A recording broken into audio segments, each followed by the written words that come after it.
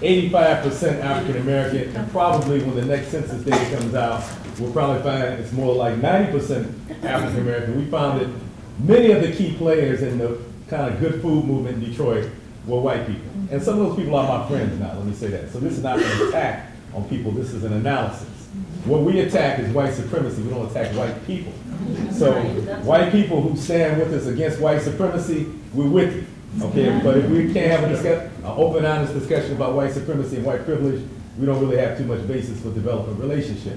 Okay, so in Detroit, given that kind of context, we thought it was important that people who are part of Detroit's majority population begin to organize ourselves in order to have a voice and to make sure that within this movement our aspirations are fairly represented. So in 2006, we gathered together about 40 people who represent various aspects of the food movement. Some people were gardeners, some people were chefs, some people were raw foodists, some people were interested in food co-ops. And we gathered all these folks together to create an organization so that our community could be fairly represented within this movement. And since that time, that's what we've done. And really just the presence of our organization has changed the dialogue in Detroit. And we would like to think that through our participation in conferences like this, that we're contributing to changing the dialogue nationally as well.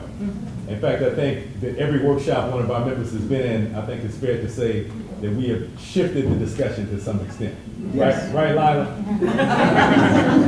Yes, Lila. So for us in Detroit, the work in the good food movement, as Will Allen calls it, is really an extension of the work that many of us have been doing to empower the African American community for years. If you know anything about Detroit, Detroit has a long history of struggle for black empowerment. And I particularly come out of that movement, and many of our other members come out of that movement and are highly influenced by it, because Detroit has been a hotbed of struggle for black empowerment. So we kind of have merged black power with green power. And we're unapologetic about either of those things.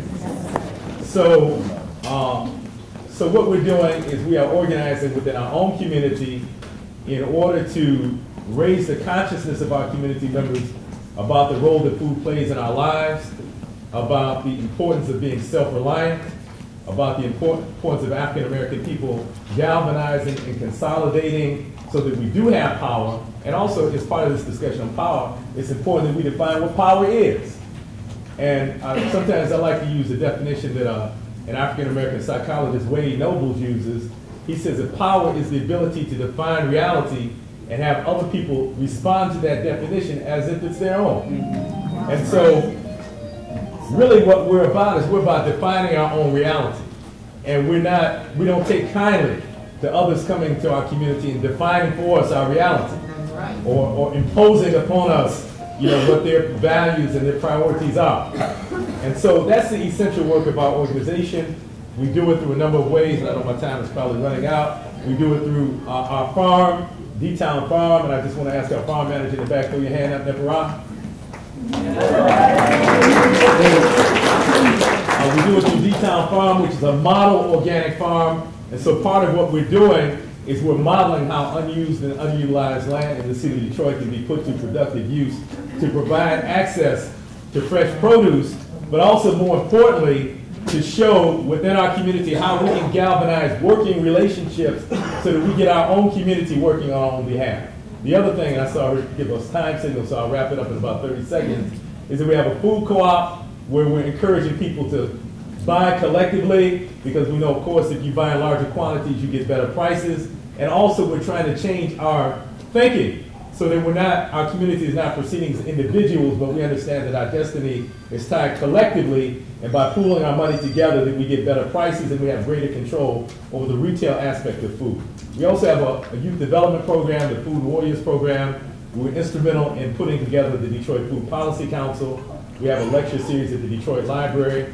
All of those things are designed specifically to address Detroit's African American community, but we also understand that our work has larger implications And even though we're unapologetically focused on our own community, by creating better policy in the city of Detroit, it benefits all Detroiters as well as those who might visit our great city. Thank you.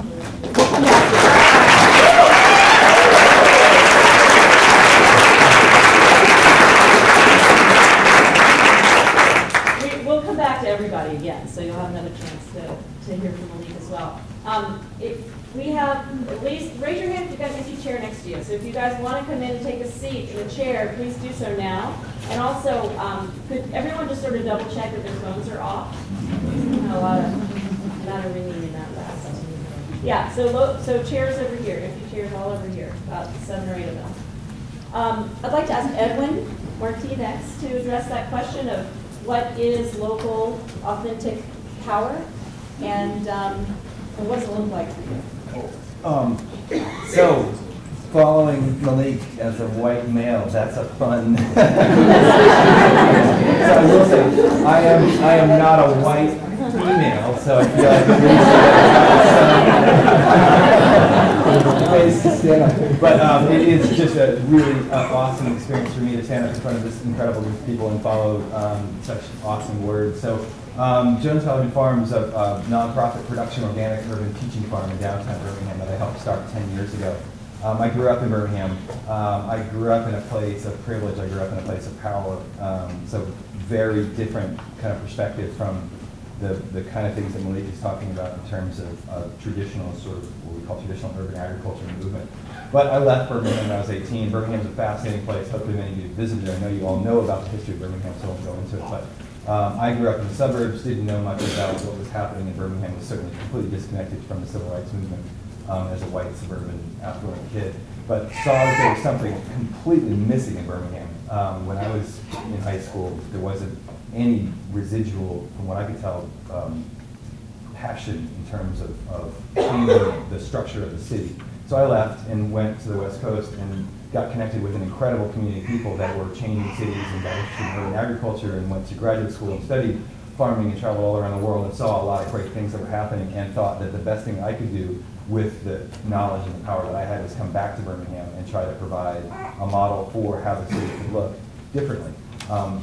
Birmingham has, as it said, an awesome tradition of empowering people to change what's happening in the city. But from what I could tell, the things that I was passionate about, good, healthy food for everybody, revitalizing cities, creating economic opportunities, none of that was necessarily being tied back to the civil rights movement in Birmingham. So I came back to Birmingham in 2001 and saw a landscape not so dissimilar to Detroit. 20,000 acres of vacant land, which is a little bit less than Detroit, but still a huge amount of post-industrial land, completely vacant. Maybe the worst health indicators for African Americans, but also poor white urbanites. Just tremendous issues that weren't, from what I can tell, being addressed at all, and a horrible education system. So you had all these issues, massive amounts of vacant land, really incredibly challenging health indicators, and a school system, an education system that was not being proactive at all. So what do you do? Basically, as like a 29-year-old kid, for all practical purposes, that has a lot of knowledge about sustainable food production and food systems, but doesn't see anywhere to connect to. And so I thought the best thing I could do was try to mobilize people to see what the options were. And so maybe just to try to wrap up a fairly succinct thought, we developed a demonstration farm. We now have a 3.5-acre production farm right in the middle of the city, like 3 blocks from City Hall. So we've developed a place where at least people can visually see that there's an option for how to transform vacant land. And then we have education programs to get kids in the inner city, mainly onto the farm to connect to their food system. The vast majority of kids that come to our farm quite simply have never eaten fresh, locally produced food before. And so that, for me, is the first place that you start. Get a visual example of what it could look like, and then get kids eating that food. And then the next and most important step is replication. How do you get communities to come to you, or at least you go to communities and then bring them back and say, here's an example of, if you have hundreds of acres like most communities do in Birmingham of vacant land, and you don't have access to good, fresh, healthy food, at least here's one version, being fairly low, intensively requiring energy and money to transform your community. So what we've tried to do is simply provide a model try to provide education programming to get kids excited about their food, and then try to get a replication program, and I'll try to touch on that a little bit later, but that's the essential story of Jones Valley Farm. Could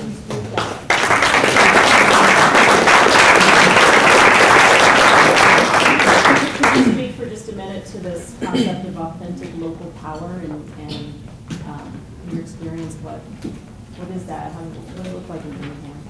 Yeah, I mean, I guess I tried to put that sort of in other words.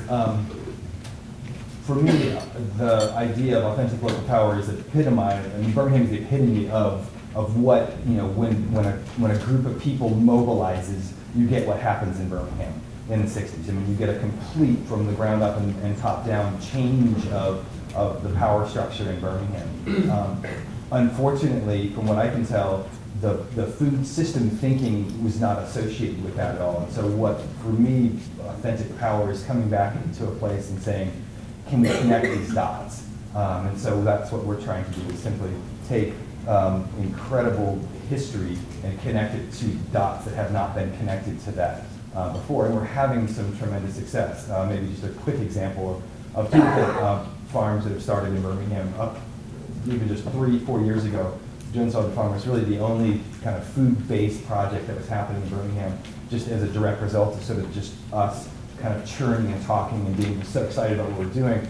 Two other programs have started, one on the west side of Birmingham and the other on the east side of Birmingham, both just like what we did, taking vacant land and going out and reclaiming it and turning that into production farmland, getting kids to come out to work on this farmland. So the authentic power is simply recognizing an opportunity and then feeling empowered enough to go take that. And how do you get that empowerment? I think it's just seeing that it can be done. So what I feel like Jones Valley Farm has done is said, hey, it's possible to do. Look, we took over 3.5 acres in the center of the city just simply by saying that's what we want to do, and developing partnerships and relationships with people that were in a position of power to do that. So I feel like a question of power is simply providing a model and showing that it's possible to be done, and then following it up with action.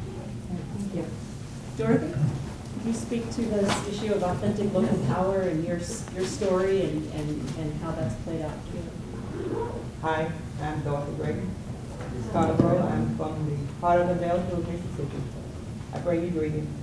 I'm the founder or co-founder of MEGA, Mississippians Engaging in Greener Agriculture. Our organization came about because we saw the need of having not necessarily fresh, but just produce in general in the Delta. But of course, by having it in the Delta, it was better, it is fresh. So we decided that we would work with our farmers who had land that they no longer farmed. There were other farmers there that was growing on their farm. If you look at the landscape of the Delta, of course, we, for that land, very little trees because it's been cleaned up to grow more commodity crops. And, you know, I can recall going to the east coast of the Massachusetts area back in '99, and we had an opportunity to see where people was growing in 5-gallon buckets or on the patio ledges and between apartments, and wherever they found a piece of soil, they were putting plants. And I was like, why can't we do that back where I am? We have all the land, all the resources there as far as the soil is concerned. Of course, not all the resources, because the finance is not there. But that was part of where I always say MEGA and looking at MEGA looks. That's where it came from. Was perhaps to be able to get the movement up and going like we envisioned. More farmers growing more produce. Of course, it does produce more funds because our produce will be sold. And I tied all of what's going on with us now, and I tried to figure out what's different from when I was younger. And to sit back and think and look at the diseases that is all related to what we eat. And unfortunately, we are what we eat. And the unfortunate piece is that if we're not eating right,